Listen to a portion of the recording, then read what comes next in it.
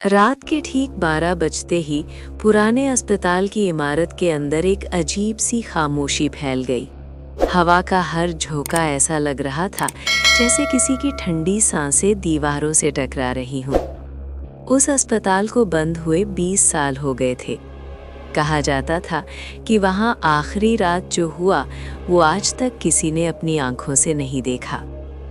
शहर के बाहरी हिस्से में रहने वाला रवि अकेलेपन का आदी हो चुका था। वो उन लोगों में से था जिन्हें डर जैसी चीज पर भरोसा नहीं होता। उसी रवि ने शर्त लगाई कि वो एक रात उस अस्पताल में अकेले बिताएगा। अस्पताल का फाटक जंग खा चुका था, जैसे किसी ने जबरदस्ती मुंह बंद कर दिया हो। रवि ने टॉर्च चलाई।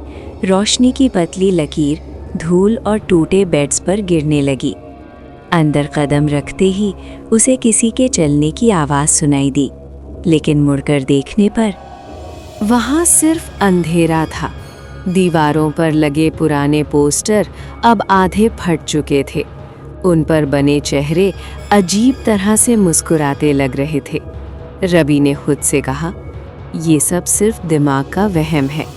तभी ऊपर की मंजिल से किसी के हंसने की आवाज आई, बहुत धीमी, बहुत पास से। रवि का दिल जोर से धड़कने लगा। फिर भी उसने सीढ़ियां चढ़ने का फैसला किया।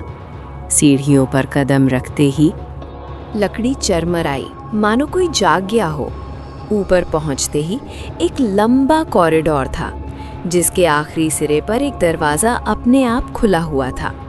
उस कमरे के अंदर एक पुराना आईना रखा था। आईने पर धूल जमी थी। रवि ने आईने को साफ किया और जैसे ही उसने उसमें देखा, उसका चेहरा वहां नहीं था। आईने में एक और चेहरा था, सफेद, सूनी आंखें और होठों पर जमी हुई डरावनी मुस्कान। रवि पीछे हट गया, लेकिन उसका पैर जैसे जमीन में धंस गया हो। अचानक पूरे अस्पताल में घंटी बजने लगी, वही पुरानी इमरजेंसी घंटी जो सालों से चुप थी। कमरों के दरवाजे एक एक करके खुलने लगे और हर कमरे से परछाइयाँ बाहर निकल आईं। वे परछाइयाँ धीरे धीरे रवि की ओर बढ़ने लगी। रवि चीखना चाहता था, लेकिन आवाज़ गले में ही अटक गई। आईने के अंदर से वही चेहरा अब साफ बोल रहा था, मानो रवि को बुला रहा हो। फर्श ठंडी होती जा रही थी। हवा में सड़ांध फैल चुकी थी। रवि को एहसास हुआ कि अस्पताल बंद नहीं हुआ था, बल्कि उसने लोगों को छोड़ दिया था। तभी आईने से एक हाथ बाहर निकला और रवि की कलाई पकड़ ली। उस पकड़ में इतनी ठंडक थी जैसे मौत ने छू लिया हो। रोशनी अचानक बुझ गई। अंधेरे में सिर्फ सांसों की आवाज बची और उसी अंधेरे में अस्पताल के फाटक के बाहर किसी के दौड़ने की आवाज गूंजी। लेकिन भीतर आईना अब भी खड़ा था और उस पर एक नया चेहरा धीरे धीरे उभर रहा था। अंधेरा गहरा होता चला गया। घंटी की आवाज अब धीमी पड़ चुकी थी, लेकिन उसकी गूंज अब भी दीवारों में फंसी हुई थी। रवि की सांसें अनियमित हो चुकी थी। सीने पर ऐसा बोझ था जैसे कोई बैठा हो। आईने से निकला हाथ अब भी उसकी कलाई थामे था। उंगलियां अस्वाभाविक रूप से लंबी और बर्फ जैसी ठंडी थीं। रवि ने पूरी ताकत लगाई, लेकिन शरीर उसका साथ नहीं दे रहा था। तभी अस्पताल की गलियारों में कदमों की आवाजें गूंजने लगी। एक नहीं, कई। वो कदम धीरे धीरे पास आ रहे थे। आईने में दिख रहा चेहरा अब मुस्कुरा नहीं रहा था। उसकी आंखों में अजीब सी बेचैनी थी, जैसे वो भी किसी और से डर रहा हो। अचानक आईने पर दरारें पड़ने लगी, छोटी छोटी लेकिन तेज। हर दरार के साथ एक फुसफुसाहट हवा में घुलती चली गई। रवि को लगा जैसे सैकड़ों आवाजें एक साथ उसके कानों में कुछ कह रही हों। वो आवाजें उसका नाम नहीं ले रही थी, बल्कि उसे याद दिला रही थी, यादें जो उसकी नहीं थी। एक ऑपरेशन थिएटर खून से सना हुआ, एक बच्चा जो दरवाजे के पीछे छिपा था, एक डॉक्टर जिसकी आंखों में पछतावा था, रवि की आंखों के सामने दृश्य बदलते चले गए।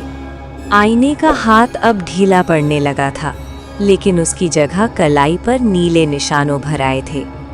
तभी कॉरिडोर के अंत से एक व्हीलचेयर अपने आप चलती हुई आई। उस पर कोई नहीं था, लेकिन उसकी गति सीधी रवि की ओर थी। व्हीलचेयर रुकते ही उसके पीछे की दीवार पर एक परछाई उभरी। परछाई धीरे धीरे मानव आकृति लेने लगी। उसके चेहरे पर न आंखें थीं, न मुंह, सिर्फ गहराई थी। आईने के भीतर वाला चेहरा पीछे हटने लगा, जैसे उसे अंदर धकेला जा रहा हो। रवि को पहली बार महसूस हुआ कि यहाँ हर चीज़ किसी और के काबू में है। हवा अचानक बहुत ठंडी हो गई, सांस लेना मुश्किल। दीवारों पर लगी घड़ियां एक साथ चलने लगी, लेकिन समय पीछे की ओर। रवि की परछाई उसके पैरों से अलग होकर वो परछाई दीवार पर चढ़ने लगी, मुड़कर उसे देखने लगी। और उसी पल अस्पताल की बत्तियां एक एक करके जल उठी। रोशनी में गलियारा बदल चुका था। दीवारें नई थी, फर्श साफ, लेकिन हवा में अब भी सड़ान थी। नर्सिंग स्टेशन के पीछे एक रजिस्टर खुला पड़ा था। रवि की नज़र अपने आप उस पर चली गई। रजिस्टर के आखिरी पन्ने पर ताज़ा स्याही में एक नाम लिखा था। नाम अभी पूरा नहीं हुआ था। कलम अपने आप आखिरी अक्षर लिखने लगी, और उसी क्षण रवि को महसूस हुआ कि किसी ने पीछे से उसके कंधे पर हाथ रखा है। कंधे पर रखा हाथ भारी था और अजीब सा गर्म। रवि ने पलटकर देखने की कोशिश की, लेकिन गर्दन मानो जमी हुई थी। उस हाथ की उंगलियां धीरे धीरे उसके कंधे में धंसने लगी, जैसे मांस नहीं, मोम हो। उसके कान के पास किसी की सांस चली, टूटी हुई, बेचैन। नर्सिंग स्टेशन की घड़ी एक झटके में रुक गई। कलम रजिस्टर पर अंतिम अक्षर लिख चुकी थी। अब नाम पूरा था, पर वो नाम रवि का नहीं था। फिर भी उस नाम को पढ़ते ही उसके सीने में एक अजीब सी जलन उठी। दीवार पर लगी परछाई अब हरकत कर रही थी। उसके हाथ लंबे होते जा रहे थे। परछाई ने रजिस्टर की ओर इशारा किया, जैसे कह रही हो, देख, यहाँ से कोई नहीं जाता। पीछे खड़ा चेहरा अब सामने आने लगा, सफ़ेद कोट में, झुका हुआ। उसकी आंखें पूरी तरह काली थीं, बिना पुतलियों के। रवि समझ गया कि ये वही डॉक्टर था जिसकी यादें उसे दिखाई दी थीं। डॉक्टर का मुंह खुला था, लेकिन कोई शब्द नहीं निकला। सिर्फ सर्जिकल औजारों की खड़खड़ाहट सुनाई दे रही थी। ऑपरेशन थिएटर का दरवाज़ा अपने आप खुल गया। अंदर से तेज रोशनी और खून की तीखी गंध बाहर आने लगी। रवि के पैर खुद ब खुद उस ओर बढ़ने लगे। वो खुद को रोकना चाहता था, लेकिन फर्श चल रहा था। टेबल पर एक शरीर लेटा था, सफ़ेद चादर में लिपटा। चादर के नीचे से धीमी धीमी धड़कन की आवाज़। डॉक्टर ने उंगली से इशारा किया। चादर उठी। नीचे कोई और नहीं, वही चेहरा जो आईने में था। उस चेहरे की आंखें अब खुल गई और सीधे रवि को देखने लगी। उसकी आवाज़ फटी हुई लेकिन साफ। वो बोला, तुम आए हो तो कोई और जाएगा। रोशनी अचानक से तेज हो गई। रवि की आंखें जलने लगी। घंटी फिर से पूरे अस्पताल में गूंज उठी। दीवारों से जैसे फुसफुसाहटें टपकने लगी।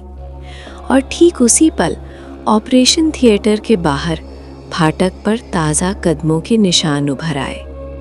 लेकिन भीतर टेबल खाली थी और रजिस्टर के पन्ने अपने आप पलट रहे थे।